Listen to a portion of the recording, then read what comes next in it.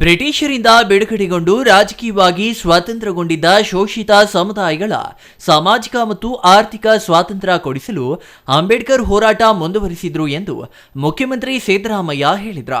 ನಂಜನಗೂಡಿನಲ್ಲಿ ದಲಿತ ಮತ್ತು ಸಾಮಾಜಿಕ ಹೋರಾಟಗಾರರು ಆಯೋಜಿಸಿದ್ದ ಅಂಬೇಡ್ಕರ್ ಜಯಂತಿ ಮತ್ತು ನಮ್ಮ ನಡಿಗೆ ಸಂವಿಧಾನದ ಕಡೆಗೆ ಅಭಿಯಾನ ಉದ್ಘಾಟಿಸಿ ಪ್ರತಿಭಾನ್ವಿತ ವಿದ್ಯಾರ್ಥಿಗಳಿಗೆ ಲ್ಯಾಪ್ಟಾಪ್ ವಿತರಿಸಿ ಅವರು ಮಾತನಾಡಿದರು. ಮನುಷ್ಯ ತಾರತಮ್ಯ ಆಚರಿಸುವ ಚಾತುರ್ವರ್ಣ ಮತ್ತು ಜಾತಿ ವ್ಯವಸ್ಥೆಯನ್ನ ದೇವರು ಸೃಷ್ಟಿಸಿದಲ್ಲ, ತಮ್ಮ ಸ್ವಾರ್ಥಕ್ಕಾಗಿ ಕೆಲ ಮನುಷ್ಯರೇ ಸೃಷ್ಟಿಸಿದ. ಈ ತಾರತಮ್ಯವನ್ನ ಅಳಿಸುವುದೇ ಅಂಬೇಡ್ಕರ್ ಅವರ ಹೋರಾಟದ ಉದ್ದೇಶವಾಗಿತ್ತು. ಈ ಉದ್ದೇಶಕ್ಕಾಗಿ ಹೋರಾಟ ಮುಂದುವರಿಸುವುದೇ ನಾವು ಅಂಬೇಡ್ಕರ್ ಅವರಿಗೆ ಸಲ್ಲಿಸುವ ನಿಜವಾದ ಗೌರವ ಎಂದ್ರ.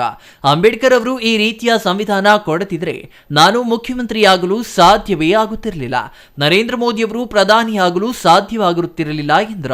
ಅಂಬೇಡ್ಕರ್ ಅವರ ವಿಚಾರಗಳನ್ನ ಜೀವನದಲ್ಲಿ ಅಳವಡಿಸಿಕೊಂಡು ಪ್ರತಿಯೊಬ್ಬರೂ ಸ್ವಾಭಿಮಾನದಿಂದ ನಡೆದುಕೊಳ್ಳಬೇಕು.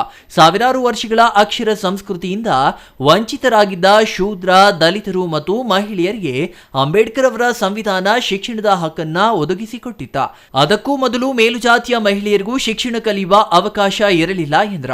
ಈ ಇತಿಹಾಸವನ್ನ ಪ್ರತಿಯೊಬ್ಬರೂ ತಿಳಿಯಬೇಕು. ಯಾರಿಗೆ ಇತಿಹಾಸ ಗೊತ್ತಿರುವುದಿಲ್ಲವೋ ಅವರು ಭವಿಷ್ಯವನ್ನು ರೂಪಿಸಲಾರರು ಎನ್ನುವ ಅಂಬೇಡ್ಕರ್ ಅವರ ಮಾತನ್ನ ಪ್ರಸ್ತಾಪಿಸಿದ್ರ. ಗುತ್ತಿಗೆಯಲ್ಲಿ ದಲಿತ ಸಮುದಾಯಕ್ಕೆ ಮೀಸಲಾತಿ ತಂದಿದ್ದು ದಲಿತ ಜನಸಂಖ್ಯೆ ಅನುಪಾತಕ್ಕೆ ಅನುಗುಣವಾಗಿ ಅಭಿವೃದ್ಧಿ ಆಯವ್ಯಯದಲ್ಲಿ ಹಣ ದಲಿತರ ಅಭಿವೃದ್ಧಿಗೆ ಮೀಸಲಿಟ್ಟು ಕಾಯ್ದೆ ಮಾಡಿರುವುದು ಕರ್ನಾಟಕ ಕಾಂಗ್ರೆಸ್ ಸರ್ಕಾರ ಮಾತ್ರ. ಬಿಜೆಪಿ ಅಧಿಕಾರದಲ್ಲಿರುವ ಯಾವ ರಾಜ್ಯಗಳಲ್ಲೂ ಇದು ಜಾರಿಯಲ್ಲಿಲ್ಲ ಎಂದ್ರ. ಸಂವಿಧಾನ ಬದಲಾವಣೆಯ ಕೂಗನ್ನ ಕೆಲವರು ಹಾಕುತ್ತಿದ್ದಾರೆ. ಸಂವಿಧಾನ ಬದಲಾದರೆ ನಂತರದ ದಾರುಣ ಬದುಕನ್ನ ಕಲ್ಪಿಸಿಕೊಳ್ಳಲು ಸಾಧ್ಯವಿಲ್ಲ. ಆದ್ದರಿಂದ ಇದಕ್ಕೆ ನಾವು ಅವಕಾಶ ಕೊಡುವುದಿಲ್ಲ ಎಂದ್ರ. ಬಡವ ಬಲ್ಲಿಗ ಅಂತಕ್ಕಂಥ ಅಸಮಾನತೆ ನಿರ್ಮಾಣ, ಇದನ್ನ ದೇವರು ಮಾಡಿದ್ದಲ್ಲ, ನಾವೇ ಮಾಡಬೇಕಂತೆ.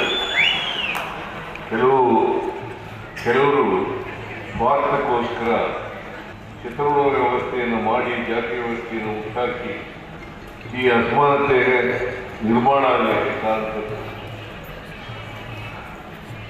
ನಾನು ಅವ್ರನ್ನ ದೂಷಕ್ಕೆ ಹೋಗಲ್ಲ, ಯಾಕಂತಂದರೆ ಹಲವಾರು ವರ್ಷಗಳು ಹಿಂದೆ ಆಗ್ಬಿಟ್ಟಿದೆ.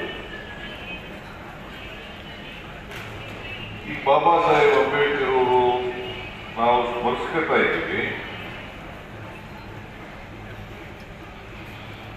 ಅವರು ಇಡೀ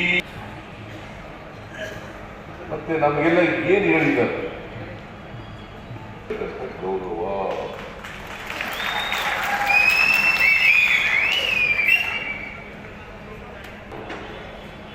ನಾವು ಏನ್ ಮಾಡಬೇಕು ಅಂತ ಹೇಳಿ ಅನ್ನುವಂತೆ ಬರ್ತೇವೆ. ಸಂವಿಧಾನ ರಚನಾ ಸಮಿತಿಯ ಅಧ್ಯಕ್ಷರಾಗಿ ಮಾಡ್ತಾರೆ.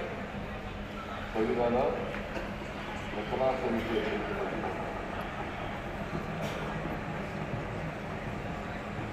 ಅವರು ಸಂವಿಧಾನ ರಚನಾ ಸಮಿತಿಯ ಅಧ್ಯಕ್ಷರಾಗಿ ಈ ಸಂವಿಧಾನವನ್ನ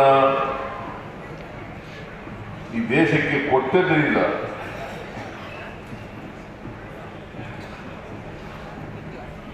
ನಾವೆಲ್ಲರೂ ಕೂಡ ಶಿಕ್ಷಿತರಾಗಲಿಕ್ಕೆ, ಸ್ವಾಭಿಮಾನಿಗಳ ಮತ್ತೆ ಉನ್ನತ ಹುದ್ದೆಗಳನ್ನು ಅಲಂಕರಿಸಲಿಕ್ಕೆ ಸಾಧ್ಯ.